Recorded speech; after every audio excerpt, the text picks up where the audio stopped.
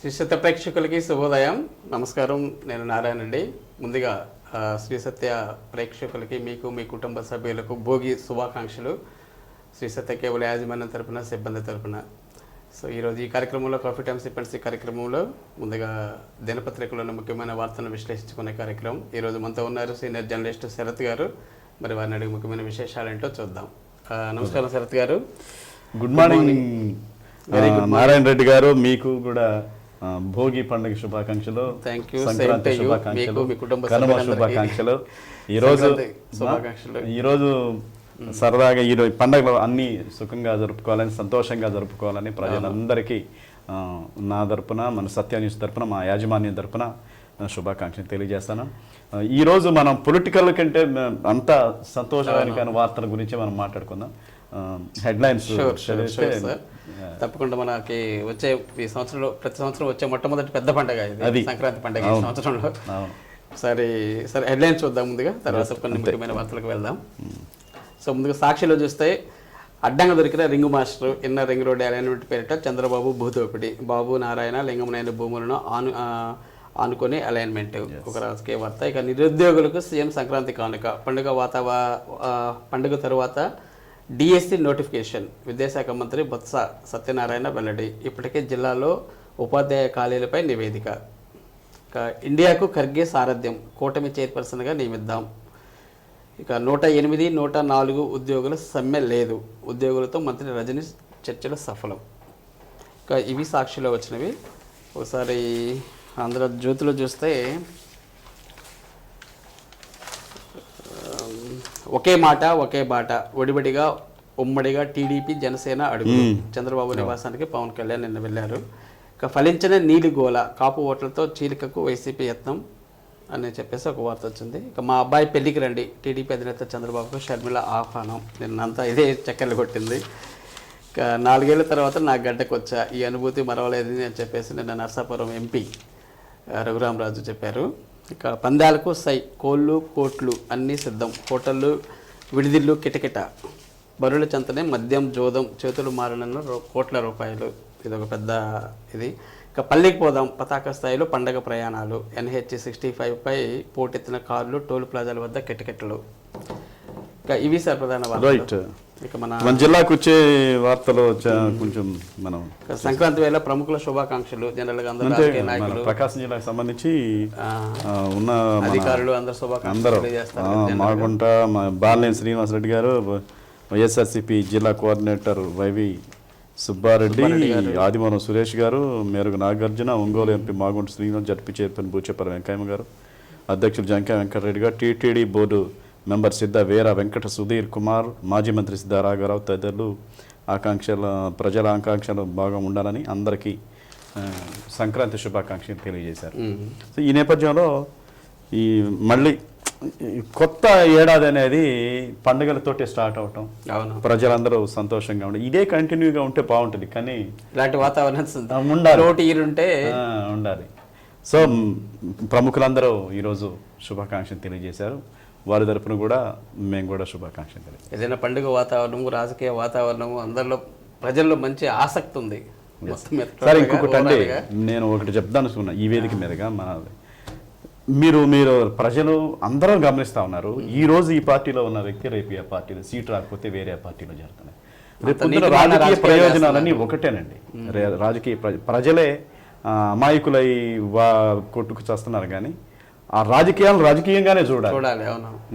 రెగ్యులర్గా మనం ఎప్పుడు కలుసుకునే వాళ్ళ గురించి మనం పరస్పర విభేదాలు పెట్టుకుంటూ వ్యక్తిగత విషయాలకే జోక్యం రాకూడదు. రాజకీయ విషయం అనేది ఈరోజు మీరు ఏ టీ కొట్ల దగ్గర చూసినా ఇదే టాపిక్.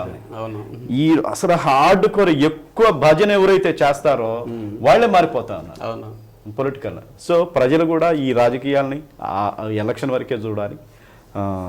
రాజకీయాలు విభేదాలు లేకుండా ప్రశాంతంగా ఎవరు పండగ వాళ్ళు జరుపుకొని హ్యాపీగా ఉండాలని మనం కోరుకున్నాం. సంబంధాలుగానే చూడాలి. వాటి గురించి వీటి మీద ఎక్కువ ఫోకస్ చేయడం కరెక్ట్ కాదేమో. ఇక పండుగ టూరు ఏంటి సార్ ఇది? సో నిజంగా అండి, ప్రయాణికులు ఆ ఆర్టీసీ బస్ స్టాండ్ లోను, మీకు ప్రైవేట్ ట్రావెల్స్ అక్కడే పండుగ వాతావరణం ఉంది. అదే చూడండి, వాళ్ళు ఊరు దగ్గరికి కన్న ఊరు దగ్గర పోతే మహా అయితే ఒక 2 రోజులు ఉంటారు. అంతే. ఈ 2 రోజుల కోసం ఖండాలు దాటి అవును. వేల కిలోమీటర్లు దాటి ఊరుకి వస్తున్నారంటే ఆ ఊరి వస్తున్నారు అనే ఆనందం, వెళ్తున్నాము అనే ఆనందం. మనం ఆ 2 రోజులు నీ మూట కట్టుకొని సంవత్సరం దాకా దాని ఆనందాన్ని పంచుకుంటున్నాం అంటే అది సామాన్యమైన విషయం కాదు. జ్ఞాపకాలు, మధురమైన జ్ఞాపకాలు. ఆ పండగ సొంత ఊరికి వెళ్ళటము, సొంత ఊరికి వెళ్ళటం, ఆ సొంత వాళ్ళని కలుసుకోవటము, పాత స్నేహితుల్ని కలుసుకోవటము. అవును. చూడు లక్కీగా మన భయపెట్టింది కానీ కరోనా వస్తానేందని, కానీ అది లక్కీగా లేదు. ఆ నేపథ్యంలో పండగ కూడా అందరూ బాగా జరుపుకుంటున్నారు. ఈ సంవత్సరం పండగ కళ బాగా ఉంది. మీరు ఆర్టీసీ చూస్తే అర్థం అయిపోతుంది. ఆర్టీసీలో అయితే ట్రైన్స్ ఏంటి, అసలు ట్రైన్స్ కూడా లాస్ట్ మినిట్ లో పెట్టాడు, లేకపోతే ముందు నుంచి ట్రైన్స్ చాలా సమస్య తగ్గేది. ఆర్టీసీ నిన్నైతే చూడండి, బాబుని కిటికీలో నుంచి ఇస్తున్నా, చిన్న బాబుని ఫోటోలు ఉన్నాయి సార్. ఏది ఏమైనా సొంత ఊళ్ళో దాదాపు నిన్న అత్యధికంగా 11వ తేదీ 99 బస్సులు, 12వ తేదీ 50 బస్సులు, 13:44 సర్వీసులు అందుబాటులో తీసుకొచ్చారు. వీటిని 72 సూపర్ లగ్జరీలు, 57 సర్వీసులు అల్ట్రా డీలక్స్ పండగ స్పెషల్ ఏర్పాటు చేశారు. మామూలు ఆదాయం కాదు ఆర్టీసీకి, కానీ సర్వీస్ ఎంత సర్వీస్ చేస్తుందంటే ఆర్టీసీ ఇంకా అర్కొరగానే ఉన్నాయి. చాలా ఇప్పుడు కూడా చూస్తే వేసినప్పటికి కూడా ప్రయాణికుడికి పూర్తి స్థాయిలో అందుబాటులో లేవు. మాక్సిమం వాళ్ళు ఆదాయం తెచ్చుకోవడానికే ప్రయత్నం చేస్తారు. ఎందుకంటే ఆర్టీసీ ఆదాయం వస్తేనే కదా వాళ్ళకి మనుగడ. సో నిన్న ఈ రోజు రేపు కూడా ఉంటది, ఎందుకంటే సెలవులు దొరకని వాళ్ళు ఉంటారు. అనివార్య పండగ రోజన్నా ఇంట్లో వాలిపోదాం, ఈ రోజు బయలుదేరి వచ్చే వాళ్ళు ఉంటారు. ఏదేమైనా ఈ పండగ టూర్ మీరు హైదరాబాద్ టు విజయవాడ చూస్తేనండి అన్ని కార్లే. అతను ఎవరో డ్రోన్ విజువల్ తీశాడు, అద్భుతం అన్నమాట. ఇన్ని కార్లు, ఇంతమంది సొంత వాళ్ళని చూడడానికి వస్తున్నారు అనే దాని మీద చాలా హ్యాపీ అనిపించింది నాకైతే. ఇక కోడి పందాలు నిషేధం ఏంటి సార్ ఇది? సంక్రాంతి అంటే కోడి పందాలు మన సంస్కృతిలో భాగమే, కానీ అప్పుడెప్పుడు సరదాగా మొదలైన ఇప్పుడు హింసాత్మకమైన ఘటనలు మారిపోతున్నాయి. దానివల్ల అందరు సరదా ఉంటారు, కానీ దానివల్ల ఎన్ని కోట్లు ఆస్తులు పోతాయి చూడండి. ఇక్కడ పందాల మీద ఎక్కువ నష్టపోతున్నారు. పశుసంవర్ధక శాఖ అధికారి డాక్టర్ బేబీరాణి గారు చెప్పారు, కోడి పందాలు నిర్వహించడం జంతు హింస చట్టం ప్రకారం పూర్తిగా నిషేధము జిల్లా పశుసంవర్ధక శాఖ జేడీ బేబీరాణి గారు చెప్పారు. సంక్రాంతి పండుగకు కోడి పందాలు నిర్వహించే అవకాశాలు ఉన్నందున కలెక్టర్ ఆదేశాల మేరకు పశుసంవర్ధక శాఖ సిబ్బంది సహకారంతో గ్రామాల్లో నిఘా ఉంచారు. పోలీసు, రెవెన్యూ యంత్రాంగాన్ని అనుసంధానం చేస్తూ పశుసంవర్ధక శాఖ సిబ్బంది నిఘా ఉంచి పోలీసులు సమాచారం అందించి సహకరించాలని కోరారు. ఎవరు ఇది 1% కూడా జరగదు, సమస్య లేదు, జరగదు. దానికి మీరు కోనసీమ, తూర్పుగోదావరి జిల్లాలో ఉంటే మంత్రులే, తెలంగాణ మంత్రులు, తెలంగాణ ఎమ్మెల్యేలు ఎంతమంది మనం చూసాం కదా, క్యాసినోలు పెట్టి కోడి పందాలు పెట్టి అసలు ఈ పెడతారండి. ఏది డబ్బుని లెక్కేసే మిషన్లు అవి పెడతారు.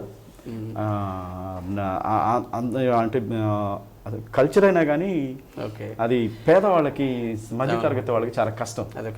చాలా మంది దాని నుంచి బయటపడి ఎందుకనే మనకెందుకనే దూరంగా ఉంటున్నారు, కానీ దాని మీద 100 కోట్లు చేతులు బలిసిన వాళ్ళు ఉంటారు కదా, అదే పేకాటలు, జోదం అన్నీ ఉంటాయి. ఈ 4 రోజులు సరదాగా ఉంటారు, సరదాగా పోతే ఈ డబ్బులు పోగొట్టుకుని. అందుకని కోడి పందాలు నిషేధించారు అనేది కానీ ఏదో ఎక్కడ పల్లెటూళ్ళ కోడులు తీసుకుని పోలీస్ స్టేషన్లో ఉంచినంత మాత్రం ఇవి, కానీ కల్చరల్ భాగం కాబట్టి ఇది ఎవరు దాన్ని చేయలేరు. సార్ మరి ఉత్సాహంగా ముగ్గుల పోటీలు ఇవి చాలా బాగా ఇదివరకు అవును అంటే కొన్ని ట్రస్టులు కానీ మీ స్కూల్స్ ఆర్గనైజేషన్స్ గతంలో పల్లెటూడలోనే ముగ్గుల పోటీ కళ ఉండేది. ఇప్పుడు ప్రతి పట్టణంలో ప్రతి వీధిలో ముగ్గుల పోటీ, సిమెంట్ రోడ్లలో కూడా ముగ్గులు కలకలాడతాం. ప్రైజులు ఇచ్చేవాళ్ళు కూడా ఉత్సాహంగా ముందుకు రావటం. పిల్లలు అంటే చిన్నపిల్లలకి, మనకి ఆడపిల్లలకి ముగ్గులు వేయటం అనేది తెలియదండి.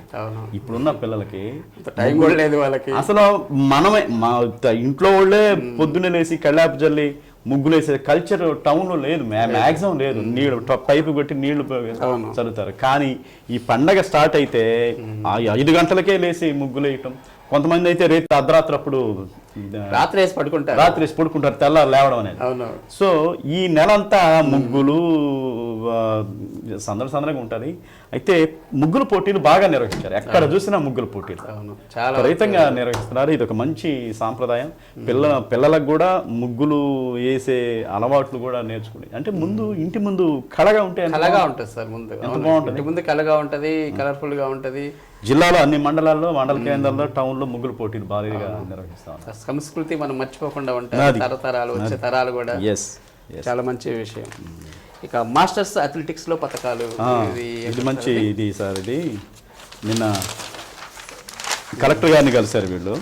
ఓకే, మాస్టర్ అథ్లెట్స్ అయితే జాతీయ పతాకాలు సాధించి పేరు తీసుకురావడానికి కరెక్ట్. దీని రాష్ట్ర స్థాయిలో 6, 7 వైజాగ్లో మాస్టర్ అంటే వీళ్ళు పిఈటీలు అంటే మాస్టర్స్ కదా వీళ్ళు. అథ్లెటిక్స్ లో జరిగింది. ఇక్కడ క్రీడాకారులు మెడల్స్ తానికొండ సురేష్, కార్యదర్శి విజయభాస్కర్, ట్రెజరర్ ఎండి హజీరా బేగం అభినందించారు. 8, 9, 10, 11 తేదీల్లో జాతీయ స్థాయిలో హైదరాబాద్ గచ్చిబౌలి స్టేడియంలో జరిగే పోటీలకు ఎంపిక కావడం విశేషం. వీళ్ళందరినీ నిన్న షేక్ ఏం రామ్ తులసి సిల్వర్ 2, కాంస్య పతాకం 1, షేక్ సమీరా సివిలర్ 3 సిల్వర్లు, కే మేనకా సిల్వర్, అంటే వీళ్ళందరినీ నిన్న కలెక్టర్ గారు అభినందించారు. అంటే వాళ్ళు ఏజ్ ఒక్కొక్కడికి 40 దగ్గర 50 దగ్గరగా ఉంటుంది. వీళ్ళు కూడా పథకాలు సాధించారు, అభినందన తెలియజేశారు.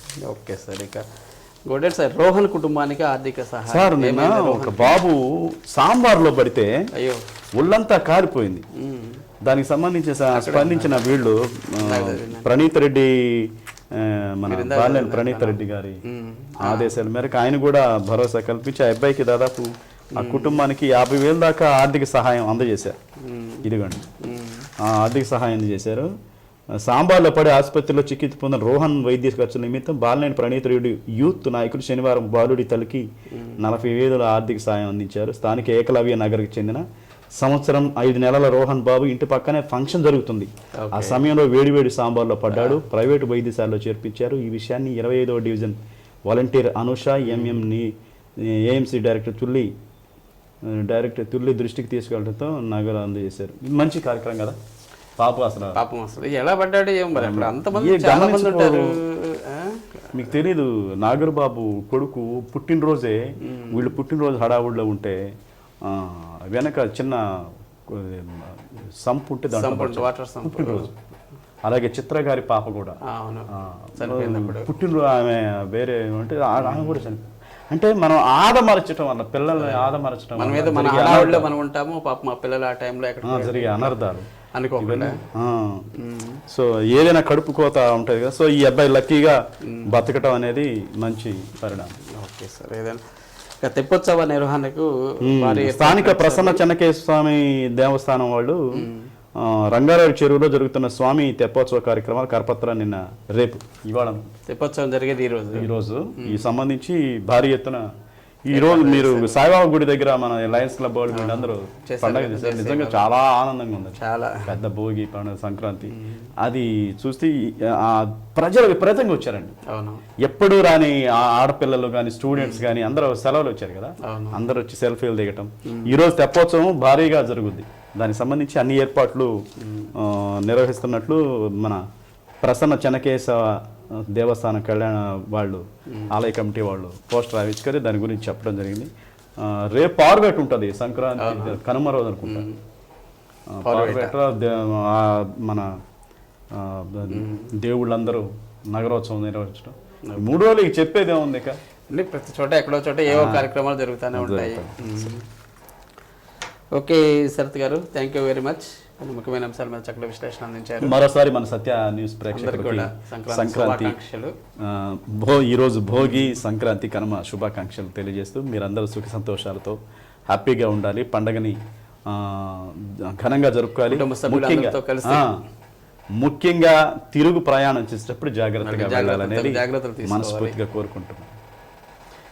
ఓకే అండి, థ్యాంక్ యూ వెరీ మచ్ అండి. ఇలాంటి కాఫీ టైమ్స్ ఇప్పటి కార్యక్రమంలో మనం చూసాం కదా. రేపటి కార్యక్రమంలో మరిన్ని తాజా వార్తలతో మళ్ళీ కలుద్దాం. అంతవరకు చూస్తూ ఉండండి శ్రీ సత్య నెట్వర్క్. నమస్కారం. Thank you.